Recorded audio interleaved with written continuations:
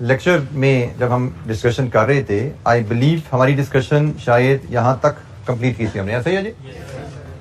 हमने last lecture में जो बात की थी नेट प्रेजेंट वैल्यू की कैलकुलेशन को हमने ज़रा समझा था और उसके डिसीजन रूल को देखा था। और नेट प्रेजेंट वैल्यू की कैलकुलेशन में जो आर हम यूज़ करते हैं, जिसके हम कैश फ्लोज को डिस्काउंट कर रहे हैं, वो आर कॉस्ट ऑफ कैपिटल है, जिसको हम कॉस्ट ऑफ कैपिटल या डिस्काउंट रेट भी कहते हैं।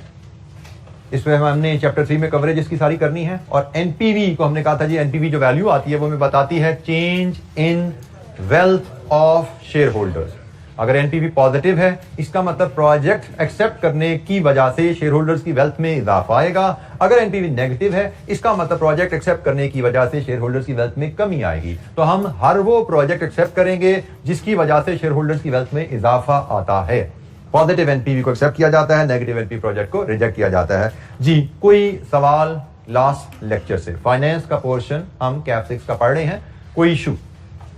ये चैप्टर हमारा सबसे लेंथी चैप्टर है, इस पे हमारा सबसे ज्यादा टाइम लगने वाला है। आगे चैप्टर्स हमारे बहुत ज्यादा डिटेल नहीं है, इस चैप्टर पे हमारा काफी टाइम लगेगा। कोई सवाल नहीं? अच्छा जी, अपनी डिस्कशन को आगे लेकर चलते हैं। ब्रीफ सी अगर इसको आप रीडिंग दे सकें। एडवांटेजेस और डिसएडवांटेजेस, अगेन हमें एग्जाम में इनको रटने की जरूरत नहीं है। ये 4 लिखे हुए हैं, हो सकता है कई किताब में पढ़ें 2 और वहां पे पॉइंट हो, तो हमें इनमें से अगर 2-2 पॉइंट भी बस जहन में रह जाएं, जो समझ के रह जाएं, वही काफी हैं। हमें रटा नहीं लगाना कि एग्जाम में हमें 4 या 6 में लिखने पड़ेंगे, ऐसा नहीं होगा। अगर एग्जाम में आया तो 2 पॉइंट भी हमारे जहन में है तो हम लिख के नंबर जो एग्जाम की रिक्वायरमेंट होगी पूरी कर पाएंगे। लेकिन इनको पढ़ना और समझना जरूरी है। याद कितने जाते हैं वो बात की बात है, वो हमारा मेन फोकस नहीं है। मेन फोकस यह है कि आपसे पूछा जाए कि भाई इसका मतलब क्या है, तो बता सको याद है या नहीं है, बट मतलब पता होना चाहिए आपको। तो समझना जरूरी है, तो इनको जरा पढ़ लीजिए। किसी चीज का समझ नहीं आती तो पूछिए, कोई एडवांटेज क्यों है, कोई डिसएडवांटेज क्यों है, तो पूछिए।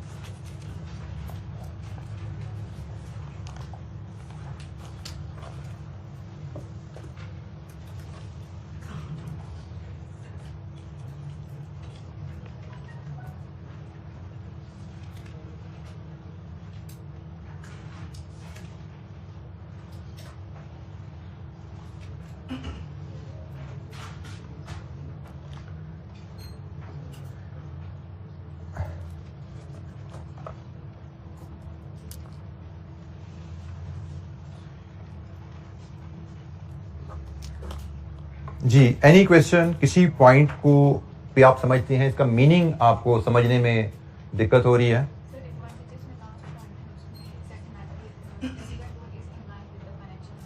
फाइनेंशियल मैनेजमेंट ऑब्जेक्टिव, बिल्कुल ठीक है। हम ये सब्जेक्ट जो फाइनेंस का पोर्शन पढ़ रहे हैं, ये बेसिकली फाइनेंशियल मैनेजमेंट का एरिया, फाइनेंशियल एनालिसिस कह लीजिए या फाइनेंशियल मैनेजमेंट कह लीजिए। By nature this subject is called financial management. तो फाइनेंशियल मैनेजमेंट का ऑब्जेक्टिव है कि फाइनेंशियल मैनेजमेंट में हम डिफरेंट टूल्स पढ़ते हैं, डिफरेंट टूल्स जिनकी मदद से हम बिजनेस डिसीजन ले रहे होते हैं। फाइनेंशियल मैनेजमेंट का ऑब्जेक्टिव है कि आप जो भी बिजनेस डिसीजन लें, हर डिसीजन का मकसद होना चाहिए शेयर होल्डर्स की वेल्थ में इजाफा लाना। हर डिसीजन का मकसद होना चाहिए शेयर होल्डर की वेल्थ में इजाफा लाना। तो एनपीवी का ये एक बड़ा प्लस पॉइंट है कि ये भी हमें उसी तरफ लेकर जाता है जो ओवरऑल हमारे सब्जेक्ट का ऑब्जेक्टिव है। एनपीवी का मेथड में कहता है कि आप वो प्रोजेक्ट चूज कीजिए जिसकी एनपीवी पॉजिटिव है। पहली बात तो एनपीवी पॉजिटिव का मतलब जिसकी मदद से शेयर होल्डर की वेल्थ में इजाफा है, इस प्रोजेक्ट की तरफ जाइए। तो यही तो सब्जेक्ट का मकसद है। तो ये सब्जेक्ट का एक टॉपिक है, उसका मकसद सब्जेक्ट के साथ अलाइंड है। और फिर फर्दर अगर देखें, जब हमने 2 प्रोजेक्ट्स इवैल्यूएट किए थे, ए और बी, तो वहां पे एनपीवी का मेथड कहता है जिस प्रोजेक्ट की एनपीवी ज्यादा पॉजिटिव है उसकी तरफ जाइए। मतलब जो प्रोजेक्ट आपकी वेल्थ में ज्यादा ऐड कर रहा है, जो प्रोजेक्ट आपकी वेल्थ में ज्यादा इजाफे का बायस है, उसकी तरफ जाइए। तो इसलिए हम कहते हैं कि एनपीवी का जो डिसीजन रूल है वो फाइनेंशियल मैनेजमेंट ऑब्जेक्टिव के साथ अलाइंड है। ओवरऑल जो हमारा सब्जेक्ट है उसके साथ अलाइंड है। तो ये इस टूल का एक बहुत बड़ा प्लस है। जी, एनी अदर पॉइंट? जी बेटा, how it is an advantage? Yes, this is also an important point कि हमने बाय द वे हमारे सिलेबस में प्रॉफिट बेस्ड को टूल है नहीं। मैंने आपको शुरू में जब हम पे बैक पे बात शुरू की थी तो मैंने अब कहा था कि भाई पे बैक भी बिजनेस से रिटर्न को कैश में मैयर कर रहा है, प्रॉफिट में मैयर नहीं कर रहा। बिजनेस से रिटर्न मैयर करने का एक तरीका प्रॉफिट भी होता है, तो प्रॉफिट बेस्ड टूल भी हमारे स्कोप में आएगा, बट जब हम बीएफडी पढ़ेंगे वहां पे आएगा, यहां पे हमारे स्कोप में वो नहीं है। तो एडवांटेज है cash flow tool, cash flow based tool अच्छे हैं अकाउंटिंग बेस्ड टूल की निस्बत। तो वो बात इस तरह है कि आप जो अकाउंटिंग प्रॉफिट्स हैं वो सब्जेक्ट टू मैनिपुलेशन होते हैं।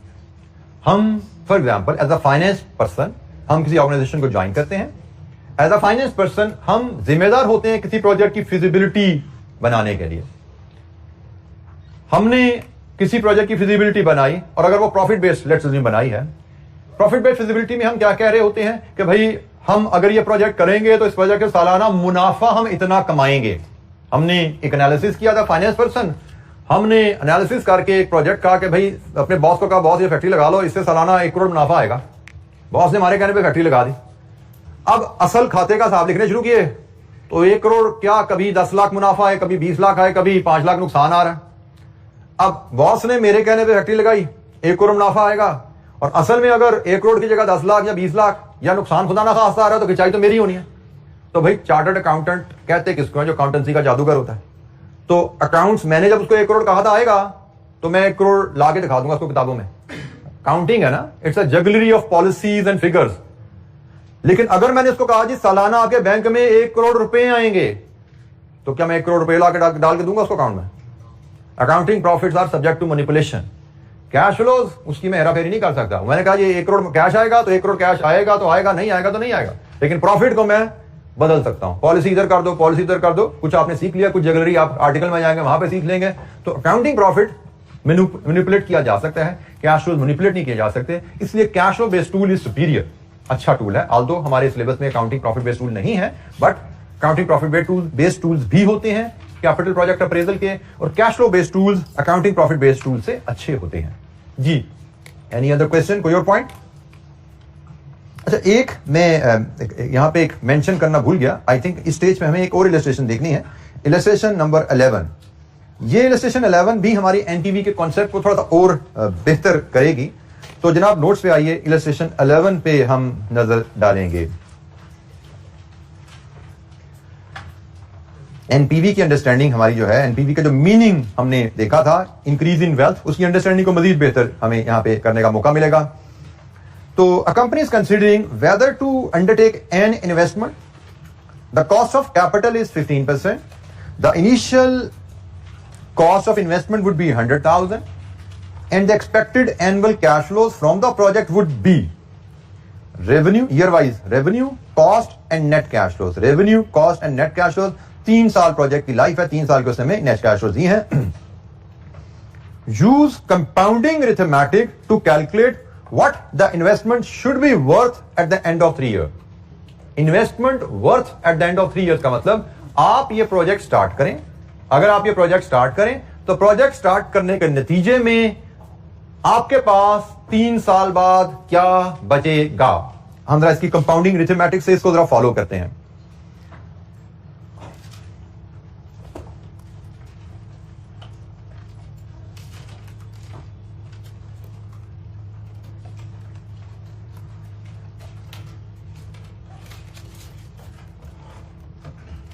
अच्छा जी, कंपाउंडिंग मैथमेटिक्स का मतलब आपने आज इन्वेस्टमेंट की, कितने की इन्वेस्टमेंट रिक्वायर्ड है यहां पे?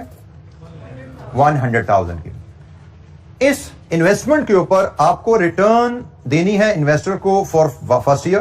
कितनी इन्वेस्टमेंट? 15% के हिसाब से वो बनती है जी 15,000। इसका मतलब इन्वेस्टर के पैसे 1 साल बाद आपके पास हो जाएंगे 1,15,000। इन्वेस्टर से आपने 1 लाख लिया, 1 साल जब वो प्रोजेक्ट चला तो 1 साल बाद इन्वेस्टर को 15% के हिसाब से रिटर्न चाहिए। तो इन्वेस्टर के पैसे आपके पास 1,15,000 बनते हैं। साल बाद आपने जनरेट कितनी की, रिटर्न जनरेट कितनी की आपने 1 साल बाद? 20,000। भाई ये लिखी हुई है ना यहां पे, या आपने 1 साल में रिटर्न जनरेट की 80,000 का रेवेन्यू, 60 की कॉस्ट लगी, नेट तो 20,000 जनरेट की।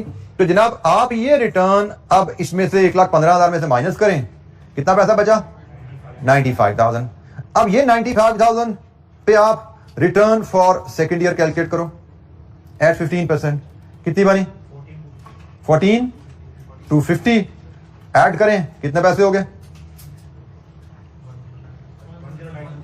109,250 और आपने सेकेंड ईयर की जो रिटर्न जनरेट की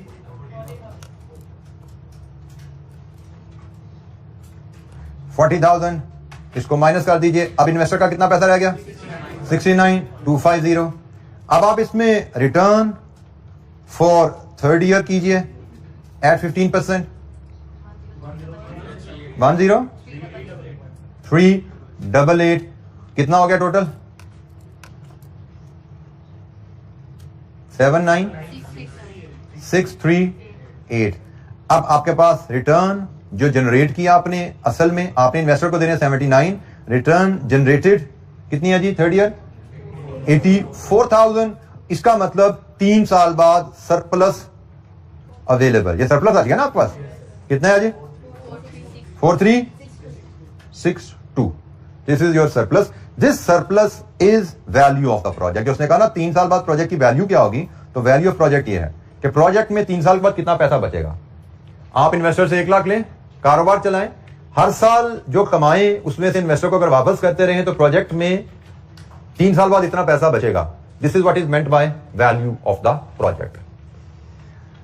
ये पहला पार्ट हमने सॉल्व किया इलस्ट्रेशन 11 का।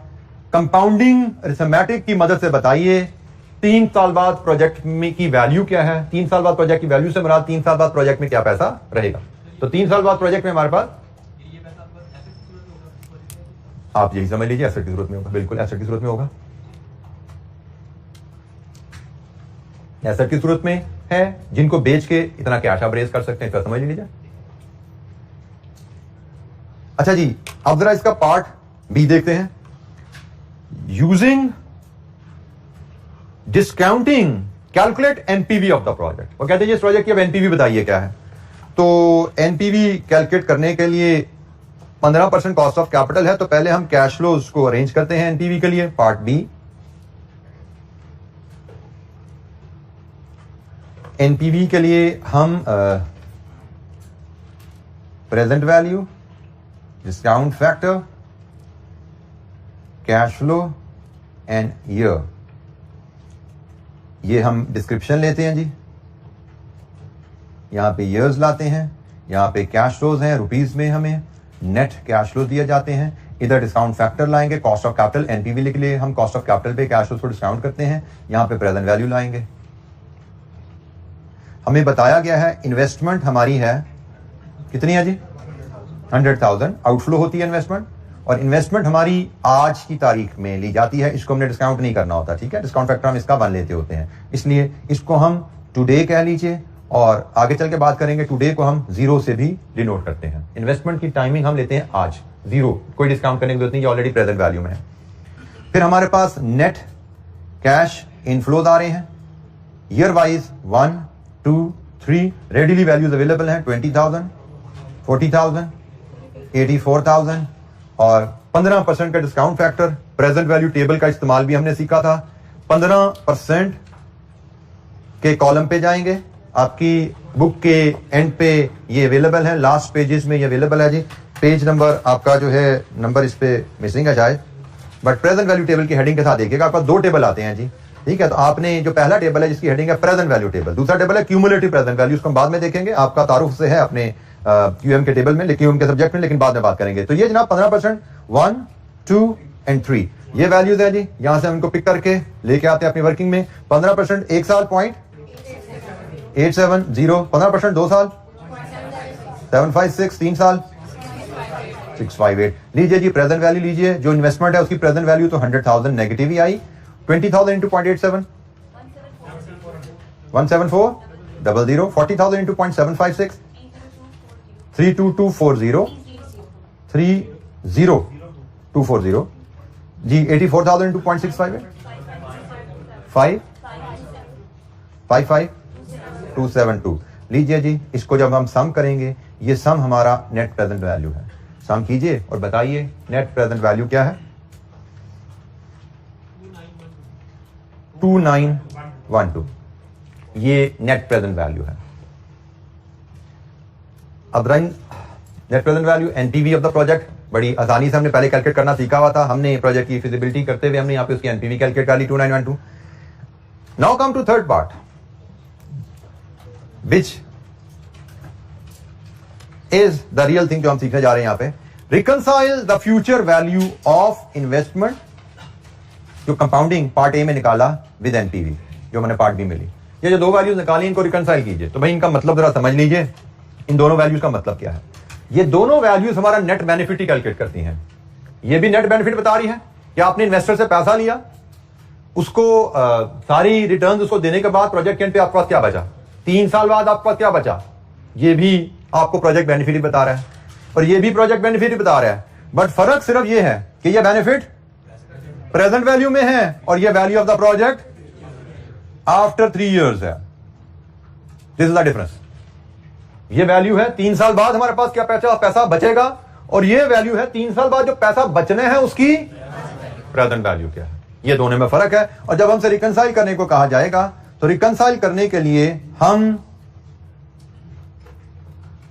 प्रेजेंट वैल्यू ऑफ 4362 लेते हैं और उसके लिए हम इसको मल्टीप्लाई कर देते हैं 1.15 रेज़ टू पावर -3। जरा फैक्टर से मल्टीप्लाई करके बताइए क्या आती है यहां से वैल्यू, 2868।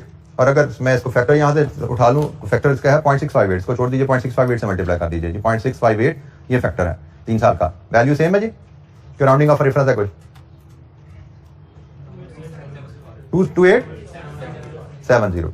अच्छा जी, ये वैल्यू इसमें और इसमें जो डिफरेंस आ रहा है ये राउंडिंग ऑफ का डिफरेंस है, क्योंकि हमने इसकी कैलकुलेशन में भी 1 2 3 जगह राउंडिंग ऑफ हुई भी है और इसकी कैलकुलेशन में एक राउंडिंग ऑफ आ गई। तो ये जो मार्जिनल डिफरेंस आ रहा है ये राउंडिंग ऑफ का डिफरेंस है। हम यहाँ पे इसके आंसर जब आए तो हम इसको बता सकते हैं ये जो डिफरेंस है राउंडिंग ऑफ डिफरेंस है। आप कभी थोड़ा सा अगर टाइम हो एक्सेल पे इसको सॉल्व करना, फार्मूला लगा के आप देखोगे एग्जैक्टली सेम वैल्यूज आती हैं। एक्सेल पे इसको सॉल्व करेंगे तो एग्जैक्टली सेम वैल्यूज आएंगी। एक्सेल में ये फैक्टर ना, ये वैल्यूज ना फीड कीजिएगा, फैक्टर्स फीड कीजिएगा। 1 + r raise to power -1, 1 + r raise to power -2, इस तरह चलते आएंगे तो एग्जैक्टली आपकी वैल्यूज ये मैच करेंगी जी। तो ये जनाब हमारी अंडरस्टैंडिंग ऑफ एनपीवी थोड़ी और क्लियर हुई कि एक प्रोजेक्ट से करने से हमें क्या नेट बेनिफिट होगा in terms of present value. ये है एनपीवी, प्रोजेक्ट करने का फायदा in terms of present value, ये मेजर करता है एनपीवी, जिसको हम इंक्रीज इन वेल्थ भी कह रहे हैं जी। कोई सवाल?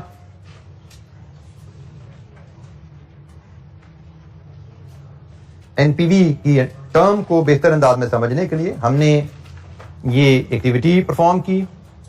अब हम जनाब थोड़ा सा आगे चलते हैं। एग्जाम में हमने टूल भी डिफरेंट सीखने हैं और सारे एग्जाम की बात भी साथ साथ करते जाए। एग्जाम में जो क्वेश्चन आते हैं, एग्जाम में जब आपको प्रोजेक्ट अप्रेजल के लिए एक सवाल दिया जाता है तो उसके क्वेश्चन, उसका डाटा इस तरह सिंपल नहीं दिया जाता कि भाई ये रेवेन्यू है, ये कॉस्ट है, ये नेट कैश फ्लो, एनपीवी बता दो। अगर एग्जाम में आपको ये क्वेश्चन है जिसमें कैश फ्लो रेडीली अवेलेबल है और सिर्फ आपसे कहा जाए एनपीवी निकाल दो, तो कैश फ्लोस को डिस्काउंट करके एनपीवी निकालना 2 नंबर होते हैं। ठीक है जी। Decision positive pay accept, negative पे रिजेक्ट लिखना, एक और नंबर डाल लो, 3 नंबर। तो अगर आपको ये सवाल, ये डाटा दिया जाए कि भाई ये इन्वेस्टमेंट है, ये कैश फ्लोज है, 15% कॉस्ट ऑफ कैपिटल है, if this is the data और रिक्वायरमेंट है एनपीवी कैलकुलेट करो और फिजिबिलिटी पे डिसीजन दो, तो हम इस डाटा को लेके ये एनपीवी कैलकुलेट करते हैं और नीचे लिख दें positive NPV mean project is feasible, तो इस पूरी वर्किंग के 3 नंबर मिलेंगे हमें। 2 नंबर शायद इस कैलकुलेशन के, 1 नंबर डिसीजन के। लेकिन एग्जाम में सवाल आता है 14-15 नंबर का एनपीवी का, तो बाकी नंबर कहां जाते हैं? बाकी नंबर किस चीज के मिलते हैं? तो एग्जाम में हमें प्रोजेक्ट का डाटा जो दिया जाता है वो इस तरह टेबुलर शेप में नहीं दिया जाता, वो कहानी सुनाई जाती है कि जी कंपनी एक नया बिजनेस शुरू करने के बारे में सोच रही है, सर्वे किया गया है, उसके मुताबिक हमें प्रोजेक्ट के लिए इतनी जमीन लेनी पड़ेगी, इतनी उस पर बिल्डिंग बनेगी, इतने का प्लांट आएगा, फिर हम प्रोडक्शन शुरू करेंगे तो पहले साल इतने यूनिट्स बेचेंगे, दूसरे साल इतने, तीसरे साल इतने, 5 साल चलाते रहेंगे प्लांट, फिर हमारे उस प्लांट में जो प्राइस होगी पहले साल इतनी, आगे प्राइस बदलती जाएगी, material cost, labour cost, overhead, सारे खर्चे बता दिए जाते हैं। तो मेजर जो नंबर होते हैं एग्जाम में वो कहानी को पढ़ के कैश फ्लोज को इस शेप में लाने के होते हैं कि हमने जो 5 साल प्रोजेक्ट चलाना है, 5 सालों में हमें कितनी रिटर्न आएगी रेवेन्यू माइनस कॉस्ट करके।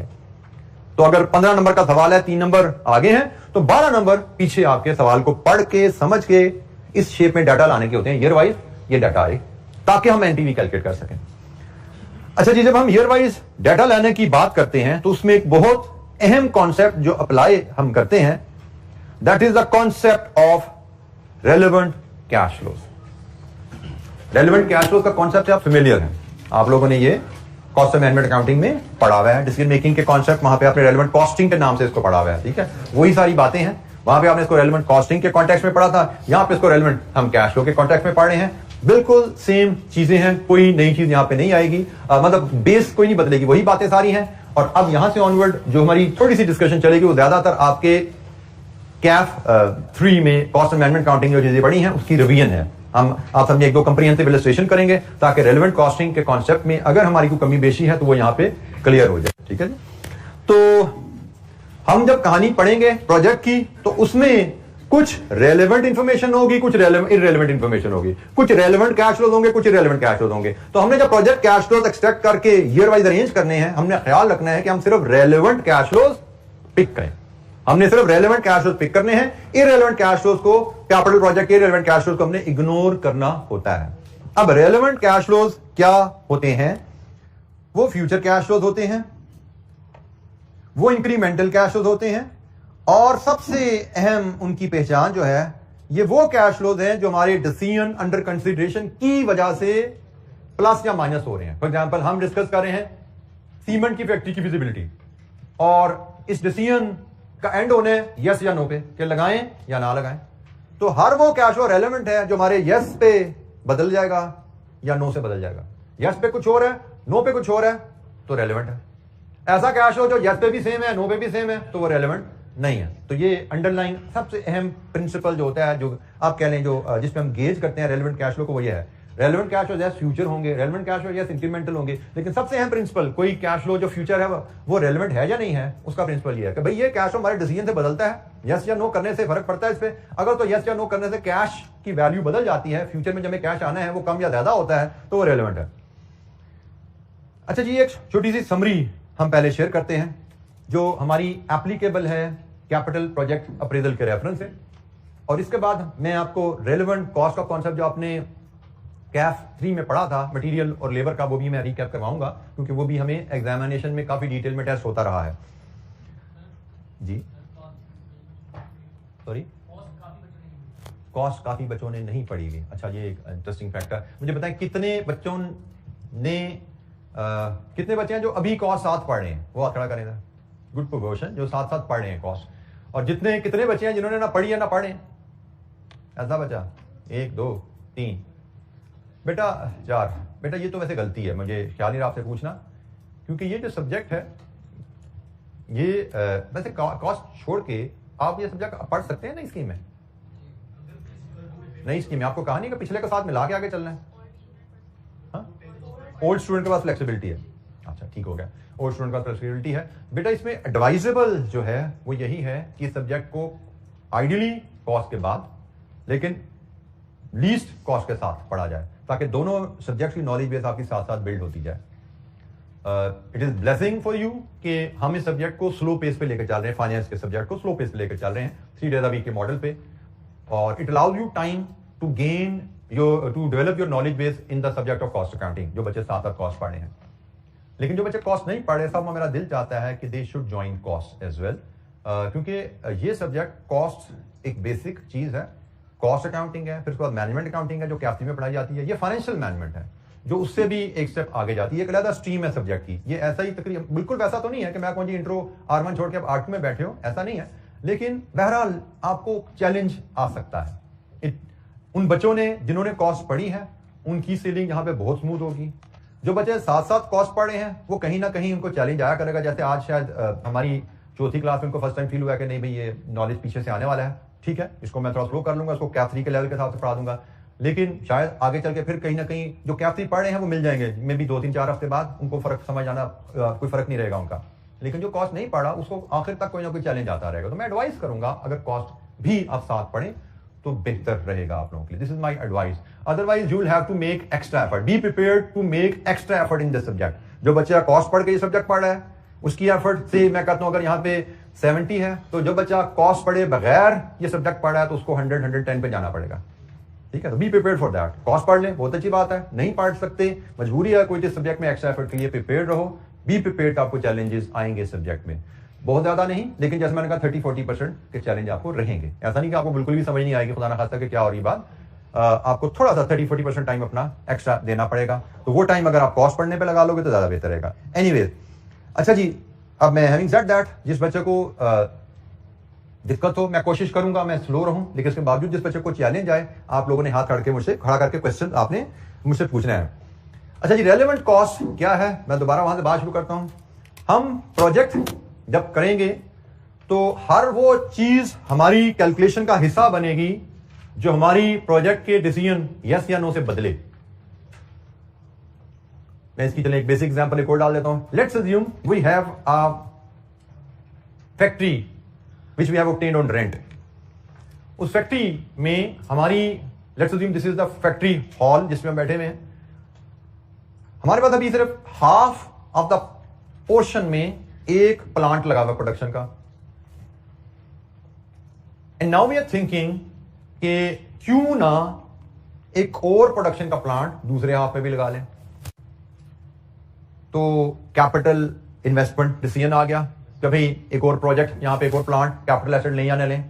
फिजिबिलिटी करनी पड़ेगी। फिजिबिलिटी के लिए कॉस्ट और बेनिफिट्स का एनालिसिस आता है, आपको पता है कभी प्लांट आता कितने का है और इससे फ्यूचर में हम कमाएंगे क्या। तो जब हम प्लांट 2 की फिजिबिलिटी करने जाएंगे तो प्लांट 2 की फिजिबिलिटी में हम प्लांट 2 से फ्यूचर में क्या कमाएंगे उसके रेवेन्यू माइनस कॉस्ट हमें एस्टिमेट करने पड़ेंगे, अंदाजा लगाना पड़ेगा। ये अंदाजा लगाते हुए प्लांट 2 से रेवेन्यू माइनस कॉस्ट करते हुए rent of the factory will be irrelevant. इस असूल पे गेज कर लो। हर वो कैश फ्लो इररेलेवेंट है जो हमारे डिसीजन यस या नो से नहीं बदलता। तो हम प्लांट लगाएं या ना लगाएं, फैक्ट्री के रेंट पे फर्क पड़ता है? No, irrelevant. हम प्लांट ना लगाएं तो भी फैक्ट्री का रेंट जा रहा है, प्लांट लगा लेंगे तो भी फैक्ट्री का रेंट जाएगा। तो हमारे प्लांट लगाने से रेंट पे असर नहीं पड़ता। डिसीजन मेकिंग के रेफरेंस से प्लांट लगाना है या नहीं लगाना, डिसीजन मेकिंग में सिर्फ रेलेवेंट इंफॉर्मेशन ली जाती है। रेलेवेंट इंफॉर्मेशन वो होती है वो जो आपके डिसीजन से बदले। बेशक रेंट फ्यूचर में पे करना है हमने, लेकिन वो हमारे फैसले की वजह से इंक्रीमेंटल एडिशनली पे होना इररेलेवेंट। हमारे फैसले की वजह से पे नहीं होना, फैसला ना भी करें तो भी पे होगा, इररेलेवेंट। तो this is the basic concept of relevant और इररेलेवेंट। कि आपको सवाल में कभी प्रोजेक्ट करने जा रहे हो, इस प्रोजेक्ट के रिलेटेड ये कॉस्ट हैं।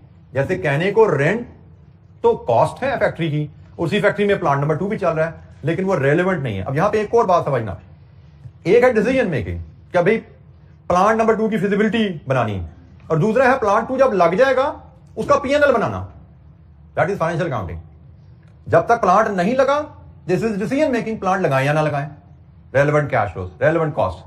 प्लांट लग गया, फिर उसके बाद फाइनेंशियल अकाउंटिंग शुरू हो जाती है कि भाई प्लांट की प्रॉफिटेबिलिटी कैलकुलेट करो कि प्लांट से हम कमा कितना रहे हैं। तो जब प्लांट की प्रॉफिटेबिलिटी कैलकुलेट करना शुरू होगी फिर अकाउंटिंग आ जाएगी। और अकाउंटिंग में तो किराया तकसीम होगा भाई, कभी एक हॉल फैक्ट्री का किराया है, 2 प्लांट लगे में है, आधा इस पर डाल दो आधा इस पर डाल दो, वो अकाउंटिंग है। Don't ever mix accounting with decision making. Accounting deal with the past, decision making talks about future. तो हम डिसीजन मेकिंग पढ़े हैं, कैपिटल प्रोजेक्ट की डिसीजन मेकिंग, इसमें हम relevant cost, relevant cash flows लेते हैं, फाइनेंशियल कॉस्ट नहीं लेते। रेंट जो हम पे कर रहे हैं वो फाइनेंशियल कॉस्ट है। आगे चलेंगे मजीद इस पे हम बात करेंगे जी। इंक्रीमेंटल इजाफी, जो आपके फैसले की वजह से इजाफी आपकी जेब से जाए, जैसे रेंट की मद में अगर आप दूसरा प्लांट लगाते हैं तो रेंट की मद में आपकी जेब से कोई इजाफी पैसा गया। हाँ, अगर ऐसा है कि भाई आपकी लैंडलॉर्ड से कमिटमेंट है कि भाई किराया तो फैक्ट्री का 1 लाख है, लेकिन आपने भाई एक ही प्लांट यहां पे चलाना है 1 लाख में, अगर दूसरा प्लांट लगाओगे तो 1,20,000 किराया देना, तो फिर 20,000 इंक्रीमेंटल हो गया कि दूसरा प्लांट लगाया तो 20,000 जेब से चला गया ना, तो 20,000 रेलेवेंट है भाई डिसीजन मेकिंग के लिहाज से। हमारे फैसले की वजह से जो कैश फ्लो बदला, दैट इज रेलेवेंट। अच्छा जी, अब एक समरी है हमारे पास जो डिफरेंट रेलेवेंट और इररेलेवेंट कैश फ्लोज की समरी। आप जब कोई कैपिटल प्रोजेक्ट शुरू करेंगे तो उस कैपिटल प्रोजेक्ट की इनिशियल कैपिटल इन्वेस्टमेंट आपकी रेलेवेंट होती है। आपने कैपिटल इन्वेस्टमेंट प्रोजेक्ट के लिए मशीनरी खरीदनी है, बिल्डिंग बनानी है, दैट इज रेलेवेंट कॉस्ट। आपके एनालिसिस में उसको as investment as outflow record होना है। फिर आप कब जब कोई कारोबार शुरू करते हो तो उस कारोबार में सिर्फ कैपिटल इन्वेस्टमेंट नहीं होती, वर्किंग कैपिटल इन्वेस्टमेंट भी होती है। कैपिटल इन्वेस्टमेंट से मराद कैपिटल एसेट में इन्वेस्टमेंट, और वर्किंग कैपिटल इन्वेस्टमेंट से मराद करंट एसेट में इन्वेस्टमेंट। आपने एक फैक्ट्री लगाई, तो फैक्ट्री लगाने के लिए क्या सिर्फ प्लांट चाहिए या रॉ मटेरियल भी खरीदना पड़ेगा? फैक्ट्री चलानी है तो सिर्फ प्लांट नहीं चाहिए भाई, फैक्ट्री चलानी है तो रॉ मटेरियल भी खरीदना पड़ेगा, फिर फैक्ट्री चलेगी। रॉ मटेरियल से फिनिश गुड्स भी बनानी पड़ेंगी, वो फिनिश गुड्स दुकान पे या वेयर हाउस में रखोगे तो कस्टमर आके देखेगा और खरीदेगा आपसे। तो कारोबार करने के लिए आपको सिर्फ कैपिटल इन्वेस्टमेंट नहीं चाहिए होती, कारोबार करने के लिए आपको वर्किंग कैपिटल, करंट एसेट में भी इन्वेस्टमेंट चाहिए होती है। तो ये भी रेलेवेंट है, ये भी हम अपने एनालिसिस में शामिल करते हैं। इस पे बड़ी आगे डिटेल हमारी डिस्कशन होगी इंशाअल्लाह वर्किंग कैपिटल इन्वेस्टमेंट के ऊपर। कारोबार शुरू करने के लिए आपने जो रिसर्च एंड डेवलपमेंट कॉस्ट की वो रेलेवेंट होती है, क्योंकि research and development cost, research and development के बाद फिजिबिलिटी टेस्ट की जाती है। रिसर्च एंड डेवलपमेंट क्या है? फॉर एग्जांपल आप ये बॉल पॉइंट की प्रोडक्शन शुरू करना चाहते हो, रिसर्च एंड डेवलपमेंट क्या है कि ये बॉल पॉइंट का डिजाइन क्या होना चाहिए, कस्टमर्स को क्या डिजाइन पसंद है, इसकी टेक्नोलॉजी क्या होनी चाहिए, इसमें जो बॉल लगने हैं वो कहां होना चाहिए, उसकी थिकनेस 0.5 0.7 क्या होनी चाहिए, रिसर्च है सारी। हमने सारा मार्केट सर्वे किया, मैन्युफैक्चरर के पास गए, सप्लायर के पास गए, हमने फाइनली बॉल पॉइंट का डिजाइन डेवलप कर लिया। फिर हमने मार्केट सर्वे किया, ये बॉल पॉइंट मार्केट में कितने का बिकना चाहिए, हमने प्राइस के बारे में अंदाजा लगा लिया।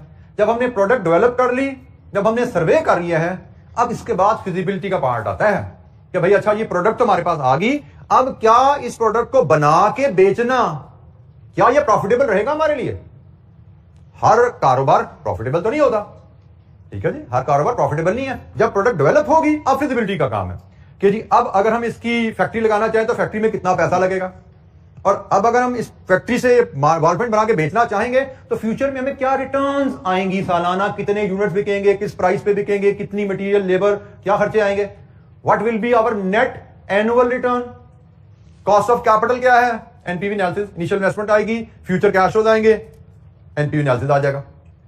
सो रिसर्च एंड डेवलपमेंट कॉस्ट के बाद फिजिबिलिटी शुरू होती है। जब इसका मतलब फिजिबिलिटी शुरू हो रही है, रिसर्च एंड डेवलपमेंट पहले ही हो चुकी है, तो ये जनाब पास्ट है, और पास्ट तो कभी रेलेवेंट नहीं होता, क्योंकि हमने रेलेवेंट की डेफिनेशन क्या पढ़ी, फ्यूचर। अच्छा, इसमें एक और बात भी ख्याल रखेगा, बात का एग्जामिनर क्वेश्चन में लिख देता है रिसर्च एंड डेवलपमेंट की गई जिसकी कॉस्ट 1 लाख है लेकिन अभी सप्लायर को बिल पे नहीं किया, रेलेवेंट या इररेलेवेंट? इररेलेवेंट, क्योंकि रेलेवेंट कॉस्ट वो है, बेशक ये 1 लाख हमने फ्यूचर में पे करना है, लेकिन क्या इसका ताल्लुक हमारी फैक्ट्री लगाने या ना लगाने से है? क्योंकि फैक्ट्री लगाएंगे तो पे करेंगे, नहीं लगाएंगे तो मार लेंगे पैसा, कोई ताल्लुक नहीं है। हम फैक्ट्री लगाएं या ना लगाएं, कॉस्ट तो पे करनी है, क्योंकि वो इनकर हो चुकी है, अकाउंट्स में, बुक्स में बुक हो चुकी है, debit cost credit payable book हो चुका है, तो भाई पेएबल जब टाइम आएगा वो तो करना ही करना है, फैक्ट्री लगे या ना लगे। सो रिसर्च एंड डेवलपमेंट इररेलेवेंट होती है। डेप्रिसिएशन इररेलेवेंट होती है, क्योंकि डेप्रिसिएशन तो नॉन कैश कॉस्ट है, और इन फैक्ट अगर आप एनपीवी एनालिसिस को जरा सामने रखो तो डेप्रिसिएशन क्या होती है, कैपिटल एसेट का एनुअल चार्ज। आपने तो पूरी कैपिटल एसेट ही यहां पे डाल दिया, तो एनुअल चार्ज क्यों डालना पड़ा? आपने तो पूरी कैपिटल इन्वेस्टमेंट इधर चार्ज कर दी ना प्रोजेक्ट को, कैश फ्लो बेसिस पे। जब जितना कैश जेब से गया डाल दो, जब जितना कैश जेब में आया रिकॉर्ड कर लो। तो जनाब आपकी जेब से इन्वेस्टमेंट कैपिटल एसेट पे जो कैश गया, आपने उसी को सारा कैश आउटफ्लो शो कर दिया, तो डेप्रिसिएशन का तो कॉन्सेप्ट वैसे ही राइज नहीं होता। डेप्रिसिएशन का तो कॉन्सेप्ट तो अकाउंटिंग में आता है, जहां पे आप कैपिटल इन्वेस्टमेंट को एज एसेट रिकॉर्ड करते हो और फिर उसको सालाना over the life profit loss को एज कॉस्ट बुक करते हो। तो यहां पे तो हम उस कॉन्सेप्ट पे चलते ही नहीं है, ये तो कैश फ्लो बेस्ड मेथड है। जब जितना कैश जेब से गया, जिस भी मद में गया, कैपिटल की मद में गया या रेवेन्यू की मद में गया, रिकॉर्ड कर लो। कैश फ्लो बेस्ड मेथड में हम कैश फ्लो उसको लेके चल रहे हैं। अच्छा जी, इसके बाद वेरिएबल कॉस्ट। वेरिएबल कॉस्ट सारी रेलेवेंट होती हैं, क्योंकि वेरिएबल कॉस्ट हर एक्टिविटी के साथ इनकर होती हैं, वो रेलेवेंट होती हैं। अपॉर्चुनिटी कॉस्ट भी रेलेवेंट होती है। अपॉर्चुनिटी कॉस्ट क्या होती है? अच्छा, बाय द वे, अब रेलेवेंट कॉस्ट का वर्ड, वेरिएबल कॉस्ट का जैसे मैंने वर्ड बोला, अब जिन्होंने कॉस्ट कभी पढ़ी नहीं है वो मुझे बताएं, उनको वेरिएबल कॉस्ट का मतलब पता है क्या होती है? वेरिएबल कॉस्ट मैं फिर बोल रहा हूं, अगर किसी टर्म का मतलब ना पता हो काइंडली पूछ लीजिएगा। मेरे दिन में कुछ बेसिक असम्पशन, एक पुरानी एक है ना फीड हुई है चीजें, क्योंकि आप ट्रांजिशन से गुजर रहे हैं, इस तरह के केसेस हमें मिलेंगे, तो अब ये थोड़ी सी मैं कहूंगा आपकी जिम्मेदारी थोड़ी बढ़ेगी कि जहां पे आपको चीज समझना है, क्योंकि अब यहाँ पे 3 तरह की कम से कम पॉपुलेशन बैठी हुई है, वो जो कॉस्ट पढ़ चुके हैं पहले, वो जो कॉस्ट साथ साथ पढ़ रहे हैं, और जो जिन्होंने ना कॉस्ट पढ़ी है ना पढ़नी है, ठीक है। तो ये इन 3 पॉपुलेशन के साथ शायद कुछ ऐसे हैं जो पढ़ लेंगे, वो चौथी पॉपुलेशन भी कर लेते हैं हम। तो इनके साथ मेरे लिए बड़ा मुश्किल हो जाता है अपने देन को चारों को एकदम साथ को देन लेकर चलना। कोशिश तो करते रहते हैं लेकिन फिर भी कोई ना कोई चीज ओवरलुक हो जाती है। तो ये थोड़ी इंडिविजुअल की जिम्मेदारी रह जाती है, कोई चीज समझ नहीं आई तो क्वेश्चन करना। जी बेटा,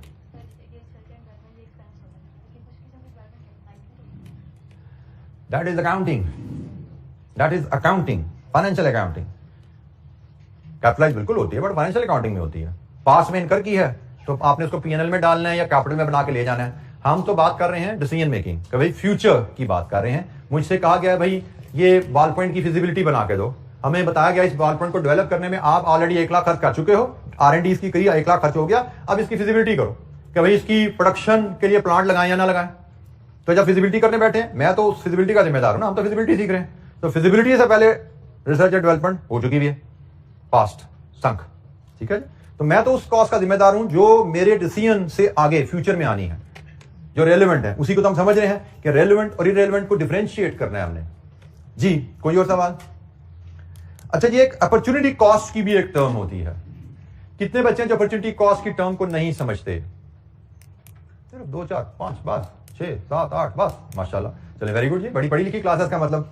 तो अपॉर्चुनिटी कॉस्ट क्या होती है जी? चले ज्यादातर को तो पता है, कोई एक वॉलंटियर अपनी आसान जबान में जो पता है वो बता दें। जी बेटा, बिल्कुल ठीक है। अपॉर्चुनिटी कॉस्ट जब आपको एक रिसोर्स के 2 इस्तेमाल हों, एक रिसोर्स के 2 इस्तेमाल हैं और आप कोई एक इस्तेमाल को उसमें से चूज कर लेता, फैसला करते जी ऑप्शन ए ऑप्शन बी, मैं ऑप्शन ए की तरफ जाता हूं। तो ऑप्शन ए की तरफ गया तो बी फोरगो हो गया।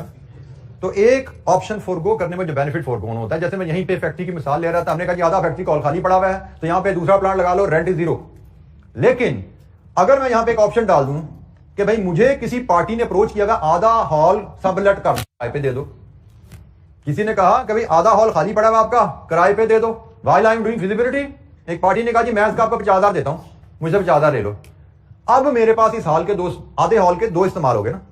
मैं चाहूं तो इस पे प्लांट नंबर 2 लगा लूं, चाहूं तो इसको सबलेट कर दूं। अब अगर मैं फिजिबिलिटी कर रहा हूं कि नहीं मैंने प्लांट लगाना है, तो इसका मतलब सबलेट की ऑप्शन फोरगो। इसका मतलब सबलेट से जो किराया आना था उस पर फातिहा पढ़ ली मैंने, तो वो that is my cost now. जब ये सबलेट की ऑप्शन नहीं थी, रेंट कॉस्ट वाज 0, लेकिन विद सबलेट ऑप्शन एक रिसोर्स के 2 इस्तेमाल हो गए। जब भी एक रिसोर्स के, वो लेबर है, वो फैक्ट्री है, वो बिल्डिंग है, वो प्लांट है, एक से ज्यादा इस्तेमाल आ जाएंगे और एक ऑप्शन को आप चूज करोगे तो दूसरी ऑप्शन फोरगो होनी है। एक ऑप्शन को चूज करने से दूसरी ऑप्शन फोरगो ही, benefit forgone in forgoing the other option, that is opportunity cost. Opportunity cost is always relevant, ये हमेशा रेलेवेंट रहती है। जी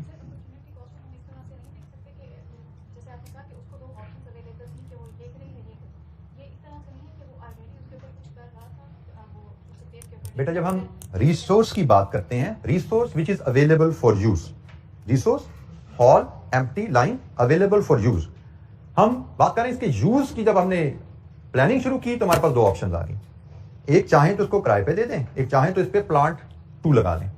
हम अब प्लांट 2 की जब फिजिबिलिटी करने बैठते हैं तो हम उस सिचुएशन की बात कर रहे हैं जब हम प्लांट की फिजिबिलिटी कर रहे हैं तो इस हॉल के हमारे पास 2 इस्तेमाल हैं, और अगर हम प्लांट की फिजिबिलिटी कर रहे हैं तो हम इस हॉल को प्लांट में प्रोडक्शन में यूज करते हैं तो सबलेट की ऑप्शन फोरगो होगी। 2 ऑप्शन में से एक ऑप्शन पे काम हो सकता है ना, तो एक ऑप्शन फोरगो होगी। उस ऑप्शन को छोड़ने की वजह से जो फायदा आपने फोरगो किया, जो इनकम आप कमा सकते थे, आपने उसको फोरगो कर दिया। Benefit forgone is a cost. जैसे कहा जाता है ना कि a penny saved is a penny earn. अगर आपने अपनी कॉस्ट में कोई बचत कर ली, it is as good as कमाई। बिल्कुल ऐसे ही अगर आपने अपनी इनकम को गंवा दिया तो it is as good as cost, वो खर्चा है आपका।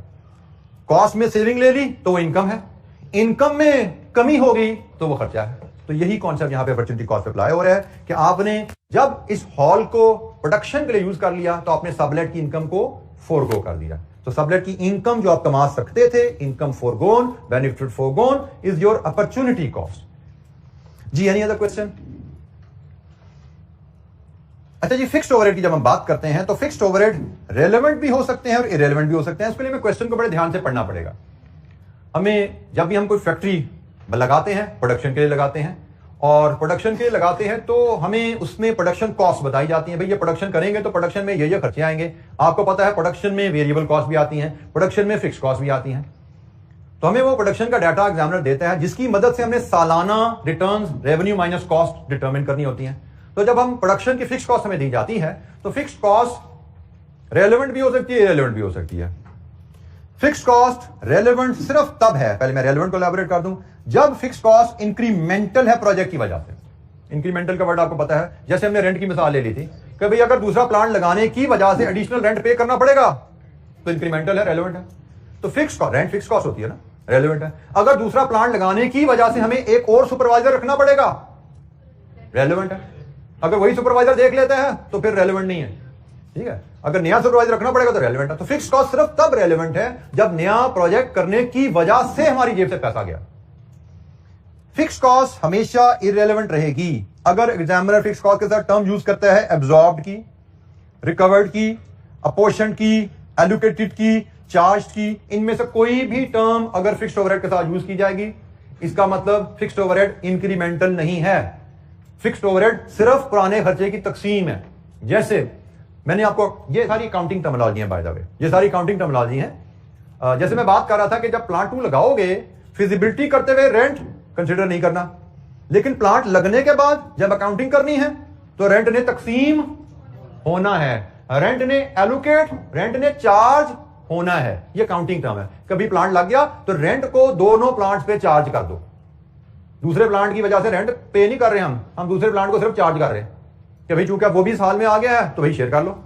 जस्ट लाइक है, आप हॉस्टल में रहते हो, कमरा किराए पे लिया 10,000 तो जेब से जा रहा है, साथी आया लो भी 5,000 इसको चार्ज कर दो। जब जेब से तो 5,000 नहीं ना गया, लेकिन अब 2 लोग चूंकि शेयर कर रहे हैं, तकसीम होनी शुरू होगी, कॉस्ट तकसीम होगी। तो ये सारी टर्म अकाउंटिंग की टर्म है, कॉस्ट अकाउंटिंग में इनको पढ़ा जाता है। आजकल हमारा जो कॉस्ट अकाउंटिंग चल रहा है हम इसी एरिया पे बात कर रहे हैं। तो मेरी जैसे क्लास में बात करूं तो ये कल या परसों में ये बातें हम कर रहे हैं क्लास में। सारी टर्म्स जो बच्चे पढ़ रहे हैं कॉस्ट, उन्हें भी ये टर्म में कुछ ना कुछ तारुफ किया हुआ है, लेकिन बाकी जो पढ़ रहे हैं कल परसों में ये टर्म सामने आ जाएंगे, ठीक है। तो ये सारी कॉस्ट अकाउंटिंग की टर्म है। तो जब भी फिक्स्ड ओवरहेड के साथ इनमें से कोई टर्म लगी हो, इररिलेवेंट, उसको हमने अपनी कैलकुलेशन में शामिल नहीं करना। फिक्स्ड ओवरहेड हमें बताया जाए कि इस प्रोजेक्ट की वजह से लगेंगे तो फिर लेने हैं भाई। हाँ, बात का क्वेश्चन साइलेंट भी होगा, तो अगर क्वेश्चन साइलेंट होगा तो हम अज्यूम करेंगे इंक्रीमेंटल है और रेलेवेंट ले लेंगे। अगर हमें हिंट नहीं मिल रहा इसके बारे में, हमें लगता है क्वेश्चन साइलेंट है, तो हम फिर उस केस में रेलेवेंट लेके चलेंगे कॉस्ट को, ठीक है जी। टैक्स पेमेंट रेलेवेंट होती है। आप एक प्रोजेक्ट की फिजिबिलिटी कर रहे हो, आप असेसमेंट कर रहे हो कि भाई ये प्रोजेक्ट करेंगे तो फ्यूचर में इससे रिटर्न्स आएंगी, तो भाई फ्यूचर में रिटर्न्स आएंगे तो फ्यूचर में टैक्स भी तो देना पड़ेगा ना। तो जिस प्रोजेक्ट की आप फिजिबिलिटी कर रहे हो, जिस प्रोजेक्ट के आप फ्यूचर रिटर्न्स मुहैया कर रहे हो, उस प्रोजेक्ट पे फ्यूचर टैक्सेस भी आपको अपनी वर्किंग में शामिल करने हैं। ये सारी वर्किंग भी हम सीखेंगे, टैक्स कैसे कैलकुलेट किया जाता है, relevant cash flow, fixed overhead, opportunity cost, ये सारी बातें आगे में इलस्ट्रेशंस हम करेंगे ताकि हमारा रीकैप हो जाए। और अगेन वो रीकैप है, फिर बता दूं, कैप 3 का रीकैप होगा। आप लोगों ने जिन्होंने पढ़ी हुई कैप 3 उनके लिए रीकैप है, जिन्होंने नहीं पढ़ी हुई कैप 3 उनके लिए लर्निंग होगी। सो थोड़ा सा अगले समझे 1-2 दिन आपको जरा अलर्ट इस सब्जेक्ट को ज्यादा टाइम देना पड़ेगा इस वीक में, क्योंकि रेलेवेंट कॉस्टिंग में यहाँ पे गैप है थोड़ा सा हमारी लर्निंग में। तो कोशिश कीजिएगा क्लास में भी टाइम फुल अटेंशन के साथ रेगुलर रहें और होमवर्क भी तगड़ा हो आपका, ताकि जो आपका गैप है कॉस्ट ना पढ़ने की वजह से, मुझे लगता है अगले 2-3 लेक्चर आप तगड़े बैठेंगे तो इंशाअल्लाह काफी रिकवरी हो जाएगी हमारी। जी नहीं बेटा, ये सिर्फ आपकी अंडरस्टैंडिंग के लिए कॉन्सेप्ट है। कभी एग्जाम में आपने इन असूलों के मुताबिक ट्रीटमेंट करनी है, एग्जाम में तो आपको ट्रीटमेंट शो करनी है। हाँ, बाज़ वक़्त एग्जामिनर कहता है कि ट्रीटमेंट भी करो, ट्रीटमेंट का असूल भी बताओ, अगर कह दे मे बी 20 में से एक दफा, तो फिर ये असूल पता दिमाग में तो है ना भाई, असूल उसी असूल के मुताबिक ट्रीटमेंट कर रहे हैं। तो हमें सिर्फ असूल सीखने हैं, उनके मुताबिक ट्रीटमेंट शो करनी है। अच्छा जी, अगर हमें कहा जाए हम प्रोजेक्ट करेंगे, प्रोजेक्ट लोन लेके करेंगे, मशीनरी लोन लेके लगाएंगे और लोन पे इंटरेस्ट पे करना है, इंटरेस्ट इररिलेवेंट होता है, क्योंकि इंटरेस्ट क्या शो कर रहा है, इवन डिविडेंड भी क्या शो कर रहा है, ये दोनों रिटर्न टू इन्वेस्टर होते हैं, ऐसे ही है ना। वो इन्वेस्टर जिसने मशीन खरीदने के लिए हमें पैसा दिया है, वो लोन है या इक्विटी है। जो लोन है उस पर इंटरेस्ट जाता है, इक्विटी पे डिविडेंड जाता है। ये दोनों चीजें आपकी रिटर्न ऑन इन्वेस्टमेंट है। और रिटर्न ऑन इन्वेस्टमेंट तो हमारी जो डिस्काउंटिंग करते हैं, डिस्काउंटिंग क्या सिखाया था, आर क्या करता है, जब हमने फ्यूचर कैश फ्लो को डिस्काउंट किया तो are basically return to investor ही तो डिडक्ट कर रहा है। डिस्काउंटिंग प्रोसेस में रिटर्न टू इन्वेस्टर ही तो डिडक्ट होती है। तो जब हमने कैश फ्लो को डिस्काउंट ही कर देना है तो ऊपर हमने फिर इंटरेस्ट पेमेंट शो अलहदा से नहीं करनी है, डिविडेंड पेमेंट अलहदा से शो नहीं करनी है अगर एग्जामिनर हमें बताए, क्योंकि हमने कैश फ्लो को डिस्काउंट कर देना है। तो जो डिस्काउंटिंग होती है, अगर आपको याद हो, जब मैंने आर का मतलब लास्ट लेक्चर में आपको समझा रहा था, तो वो समझाते हुए आपको क्या सिखाया गया था यहाँ पे, जी ये फायदा जी डिजिटल बोर्ड का। आपको बताया गया था भाई 1,34,000 हमें आने हैं, 10% पे डिस्काउंट करें तो प्रेजेंट वैल्यू 104 आई। ये प्रोसेस में जो रिडक्शन हुई है 10%, 134 से 104 तक आते तकरीबन 29,000 समथिंग कटौती होगी ना। ये कटौती क्या है? Return to investor.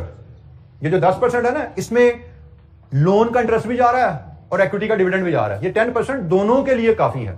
ये जो 10% हमने काटा है, जो हम कॉस्ट ऑफ कैपिटल कहते हैं, कॉस्ट ऑफ कैपिटल का मतलब है भाई कितना पैसा चाहिए जो लोन का इंटरेस्ट देना है, जो शेयर होल्डर को डिविडेंड देना है। तो ये कॉस्ट ऑफ कैपिटल उन दोनों के अगेंस्ट होती है। तो जब हमने ये डिस्काउंटिंग कर दी तो भाई इंटरेस्ट और डिविडेंड तो यहां पे कट गया, तो फिर हमें कैश में एज इंटरेस्ट पेमेंट और डिविडेंड पेमेंट को शो नहीं करना। जी बेटा बिजनेस में कभी भी एक्स्ट्रा पैसा नहीं पड़ा होता, क्योंकि बिजनेस पैसे की कॉस्ट होती है। पैसे की कहीं से भी आप लाओगे उसकी एक कॉस्ट होती है। तो आप पैसा किसी कॉस्ट के अगेंस्ट उठाओ और वेला रख दो, फारिग रख दो, किसी कारोबार में इन्वेस्ट ना करो, ऐसा कारोबार में होता नहीं है। आप कारोबार में उतना ही पैसा लाते हो जितना कारोबार की जरूरत होती है। जब भी आपने नई फैक्ट्री लगानी है उसके हिसाब से नया पैसा आप लेके आते हो। आपके पास फालतू पैसा कारोबार करने के लिए नहीं पड़ा होता। थोड़े बहुत 2-4-5 लाख पड़े होते हैं रूटीन के लिए, लेकिन नई फैक्ट्री लगाने के लिए पैसा आपका कभी नहीं पड़ा होगा। अगर पड़ा हुआ है तो ये बड़ी, मैं कहूंगा, अनवाइज मूव है। बिजनेसमैन ऐसा नहीं करता, ठीक है, बिजनेसमैन ऐसा नहीं करता और हम बिजनेस को पढ़े हैं। आज के लिए इतना है जी, बाकी इंशाल्लाह कल हम आगे कंटिन्यू करेंगे रेलेवेंट कॉस्टिंग के कॉन्सेप्ट को ही लेकर। थैंक यू, अस्सलाम वालेकुम।